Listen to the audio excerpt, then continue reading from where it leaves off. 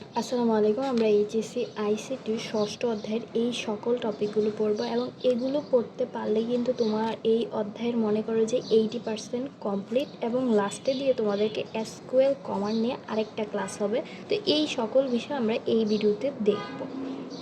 প্রথমে আসি আমরা একটু ডেটা সম্পর্কে জানবো। তাহলে আমাদের এই অধ্যায়টা মেইন কিন্তু ডেটাবেস নিয়ে, তোমরা জানো।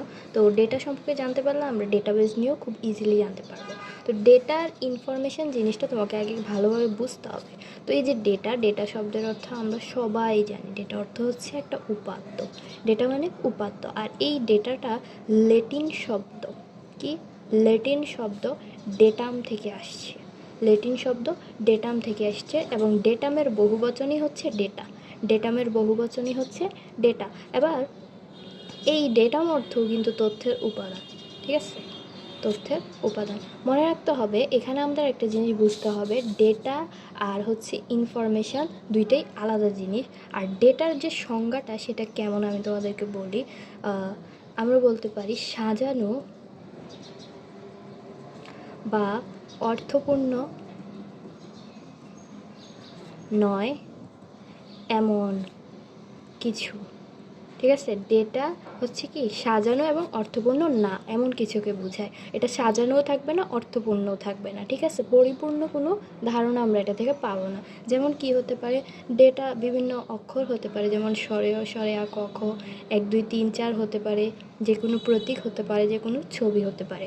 এখন কথা হচ্ছে, আমরা যদি ডেটার একটা উদাহরণ দিই সেটা কেমন হবে।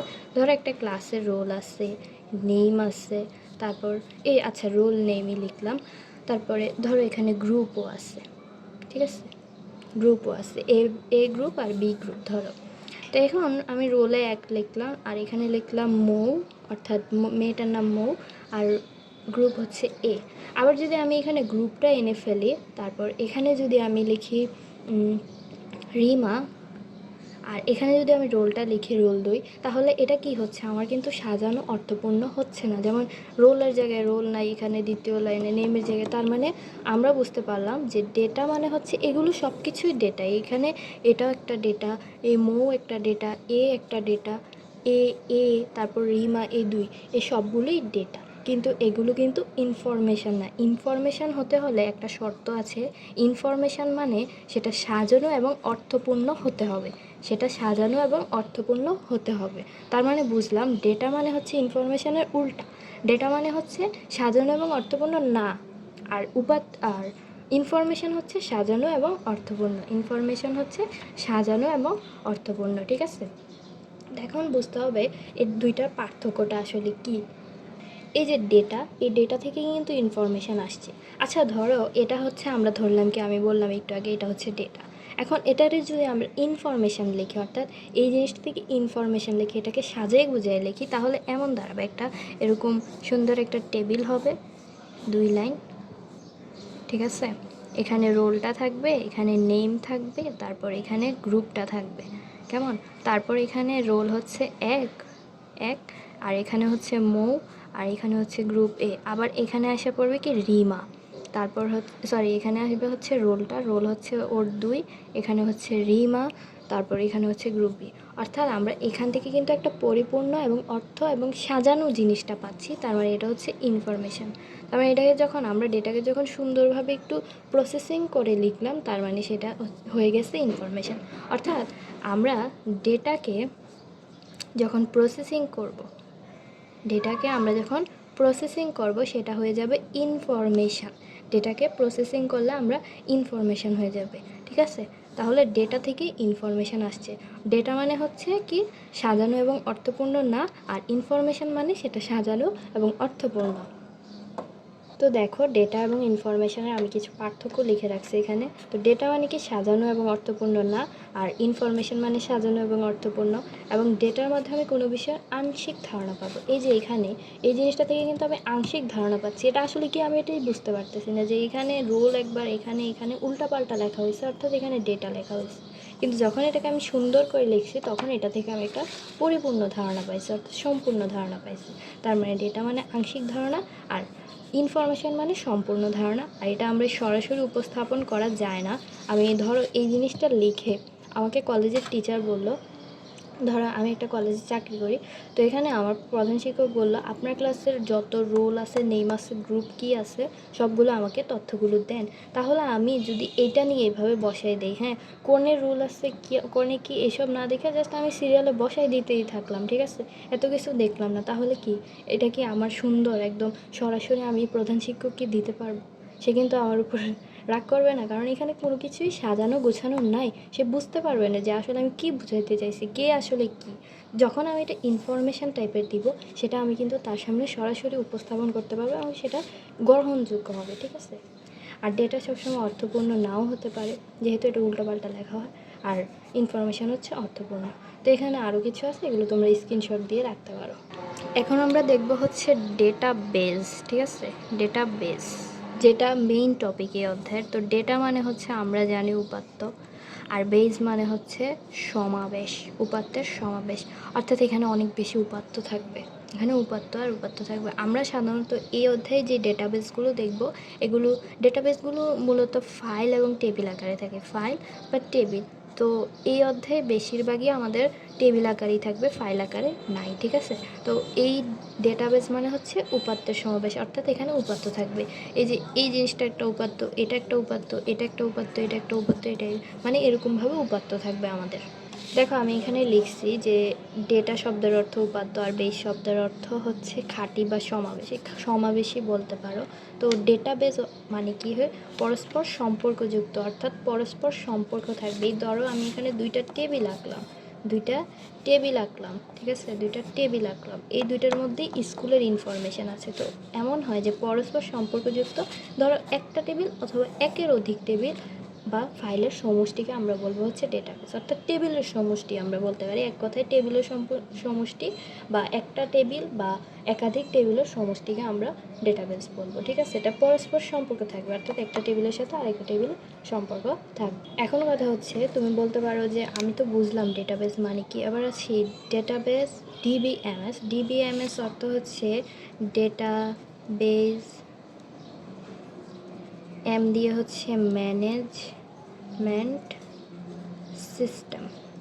ডেটাবেসের ব্যবহার কিন্তু আমরা সব ক্ষেত্রে দেখতে পাই। একটা স্কুলে একটা ডেটাবেস থাকে যেখানে তোমাদের সকল ইনফরমেশন থাকবে, একটা কলেজে থাকে, আবার একটা ব্যাংকে থাকে, সেখানে ব্যাংকের যত কর্মচারী আছে, যারা এমপ্লয় আছে তাদের ডেটাবেস, এবং একটা হসপিটালও থাকে, রুগীরা আসছে যাচ্ছে তাদের তথ্যগুলো থাকে, এবং সেখানে যারা ডাক্তার আছে, নার্স আছে, তাদের তথ্যগুলো থাকে। এখন কথা হচ্ছে ডিবিএমএস মানে হচ্ছে ডেটাবেস ম্যানেজমেন্ট সিস্টেম।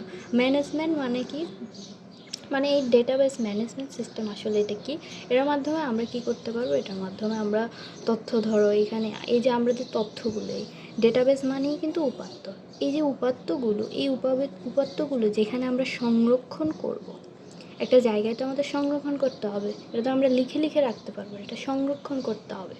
তো এটা সংরক্ষণ আমরা এখানে আপডেট করতে পারবো, সব কিছু করতে পারবো, সংরক্ষণ, সংযোজন, আপডেট যেই সফটওয়্যারের মাধ্যমে করব সেটা হচ্ছে ডিবিএমএস বা ডেটাবেস ম্যানেজমেন্ট সিস্টেম।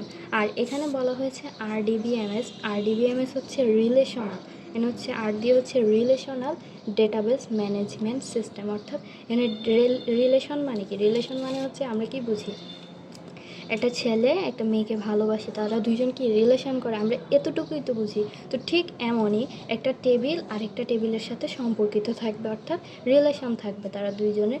একটা টেবিলের সাথে তিনটা টেবিলের রিলেশন থাকতে পারে, একটা টেবিলের সাথে দুইটারও থাকতে পারে, তিনটা, চারটা, যতটা হচ্ছে এতটা, ঠিক আছে। তখন আমরা এটাকে বলবো রিলেশনাল ডেটাবেস ম্যানেজমেন্ট সিস্টেম।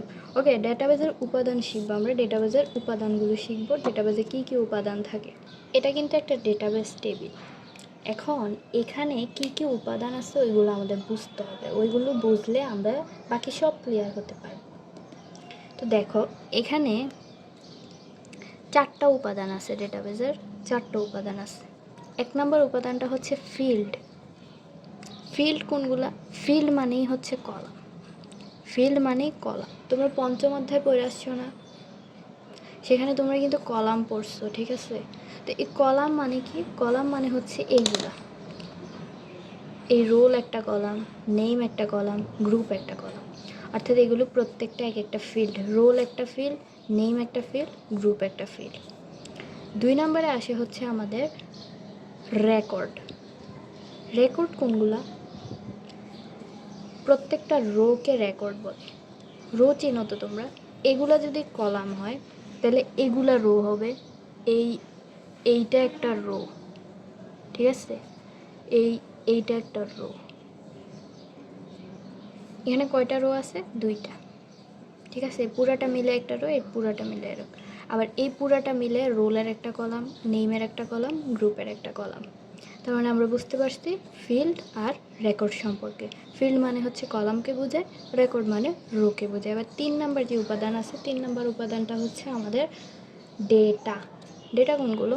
আমি একটু আগে তোমাদেরকে বলছি। ডেটা কোনগুলো বলো তো? এখানে প্রত্যেকটা এক একটা ডেটা। এই রোল একটা ডেটা, এই রোমা একটা ডেটা, এ একটা ডেটা, 2 একটা ডেটা, নিহা একটা ডেটা, বি একটা ডেটা। এই ডেটাগুলোর সমন্বয়ে একটা ডেটাবেস টেবিল তৈরি হয়। 4 নম্বরে হচ্ছে আরেকটা জিনিস, সেটা হচ্ছে এই যে এখানে রোল, এই জিনিসটাকে বলা হয় ফিল্ড নেম। এই ফিল্ড আর এই ফিল্ডের 1 নম্বর ঘরটাকে আমরা ফিল্ড নেম বলবো। তোমরা আবার এই ভুল করো না যে প্রথম যেই ঘরটা থাকবে এইটারে তোমরা আবার রেকর্ড বললো না। আমি তো এই দুইটারে জাস্ট রেকর্ড বলছি। প্রথম যে ঘরটা এটাকে রেকর্ড বলা যাবে না, এটা হচ্ছে আমাদের ফিল্ড নেম। এটা ফিল্ড নেম। তার মানে আমরা এই পুরো টেবিলকে আমরা কি বলবো? Data table. পুরোটাই তো ডেটা টেবিল, এখানে ডেটার ভরপুর টেবিল। তাহলে আমরা যদি আবার একটু বলি আগে থেকে, প্রথম থেকে, এই রোলের এই পুরোটাকে বলা হয় একটা ফিল্ড, নেইমের এই পুরোটাকে একটা বলা হয় ফিল্ড, গ্রুপের এই পুরোটারে বলা হয় একটা ফিল্ড, মানে কলামের সমন্বয়ে ফিল্ড গঠিত। আর রেকর্ড কোনগুলো? প্রত্যেকটা রোকে আমরা রেকর্ড বলবো, প্রত্যেকটা রোকে আমরা রেকর্ড বলবো, এই প্রত্যেকটা রোকে আমরা রেকর্ড বলবো। 2টা রেকর্ড আছে এখানে, বুঝছি? আর এই প্রথম যে ইয়েটা থাকবে, প্রথম এটাকে বলবো আমরা ফিল্ড নেম, অর্থাৎ ফিল্ডের নাম। আর এই প্রত্যেকটা লেখা যতগুলো আছে এগুলোকে আমরা বলবো ডেটা। আর এই পুরাটা টেবিলকে আমরা বলবো ডেটা টেবিল। শেষ, আমাদের উপাদান এখানেই শেষ। এবার আমরা পড়বো হচ্ছে ডেটা টাইপ। ডেটা টাইপ কি? ডেটা টাইপ মানে হচ্ছে ডেটার ধরন। এখান থেকে আমরা ডেটা টাইপটা পড়ে ফেলে। দেখো এখানে কি আছে, পুরো একটা টেবিল। আমি এই টেবিলটা আবার একটু আঁকি। তো ডেটা টাইপের কোয়েশ্চেনটা এমন আসবে, উদ্দীপকে তোমার একটা টেবিল দিয়ে দিবে। তারপর গরুর ঘতে তোমাকে বলবে যে উদ্দীপকের ডেটা টাইপ ব্যাখ্যা করো। ডেটা টাইপ ব্যাখ্যা করো। বেশিরভাগ কোয়েশ্চেন 100% এটাই আসবে তোমাদের পরীক্ষায়, দেখবা ইনশাল্লাহ এটাই আসবে যে ডেটা টাইপ বর্ণনা করতে। ডেটা টাইপ আছে, বিভিন্ন ডেটা টাইপ আছে, টাইপগুলো শিখতে হবে আমাদেরকে।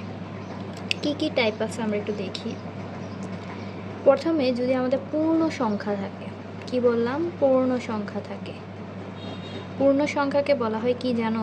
ইন্টিজার। তোমরা যারা পঞ্চম অধ্যায় পড়ছো তারা জানো পূর্ণ সংখ্যার ইংলিশ হচ্ছে ইন্টিজার। আর যদি আমাদের ভগ্নাংশ থাকে, ভগ্নাংশকে বলা হয় ফ্লোয়াট। অর্থাৎ এগুলো ডেটা টাইপ। আমি একটু পরে বুঝিয়ে দিচ্ছি, এখান থেকে আমরা ডেটা টাইপগুলো বের করে বুঝিয়ে দিব। আগে এগুলো বুঝো। পূর্ণ সংখ্যাকে আমরা বলবো ইন্টিজার, ভগ্নাংশকে বলবো ফ্লোয়াট, আর হচ্ছে লেটার, কোনো কিছু লেটার বা লেখা থাকলে, কোনো লেখা, এই যে লেখাটা আছে এটাকে আমরা কি বলতে পারি? ভার্চার। হচ্ছে ভার্চারও বলা হয় বা টেক্সটও বলা যায়, যেহেতু এটা একটা লেখা। আর যখন আমরা ইয়েস নো থাকবে, আমরা যারা পঞ্চম অধ্যায় পড়ছি জানি আমরা ইয়েস নো পাইছিলাম। এই ইয়েস নোকে আমরা বলবো বুলিয়ান। তার মানে আমরা বুঝতে পারলাম পূর্ণ সংখ্যা যখন থাকবে সেটাকে বলবো আমরা ইন্টিজার, ফ্লোয়াট মানে ভগ্নাংশ, কোনো কিছু লেখা বা লেটার থাকলে আবার সেটাকে ভার্চার বা টেক্সট বলবো, ইয়েস নো থাকলে সেটাকে বুলিয়ান বলবো। আসলে এটা থেকে আমরা ডেটা টাইপগুলো বলি। এখানে আমরা কি দেখতে পাচ্ছি? রোলের ক্ষেত্রে 0 আর 1 দেখতে পাচ্ছি। আর এই দুইটা কি আমরা পূর্ণ সংখ্যা জানি না? এটা দুইটা কি পূর্ণ সংখ্যা। তার মানে এই 1 আর 2 হচ্ছে ইন্টিজার। ওকে। এই মৌ আর এই দুইটার নাম, মৌ আর জাহান, এই দুইটা কি লেখা না? তার মানে এটাকে আমরা কি বলতে পারি? ভার্চার বা টেক্সট বলতে পারি, ঠিক না? ভার্চার বা টেক্সট বলতে পারি। আবার এখানে গ্রুপেও এ আর বি আছে, তার মানে এটাকে আমরা কি বলতে পারি? এ আর বিকেও আমরা কি বলবো, টেক্সট বলবো। যেহেতু এ আর বি, মৌ আর জাহান সেম টাইপের, এই টেক্সট বা ভার্চার বলবো। কোনো লেটার থাকলে আমরা এইগুলো বলবো। আমরা মাঝে মধ্যে দেখি যে $5 বা $6, এটাকে আমরা কি বলবো জানো? যখন টাকার অ্যামাউন্ট আসবে, ডলারের অ্যামাউন্ট, সেটাকে বলবো আমরা কারেন্সি। এটা হচ্ছে কারেন্সি। ওই প্রশ্নটা আমি পরে সলভ করে দিচ্ছি। আমি তো বললামই এখানে প্রথমে আমরা দেখলাম যে এখানে ইন্টিজার মানে পূর্ণ সংখ্যা, ফ্লোয়াট মানে ভগ্নাংশ, লেটার মানে ভার্চার বা টেক্সট, ইয়েস নো থাকলে আমরা সেটা বুলিয়ান ধরবো। ঠিক আছে, এবার হচ্ছে আমাদের এমন ডলার সিস্টেমে থাকলে সেটা আমরা কারেন্সি ধরবো।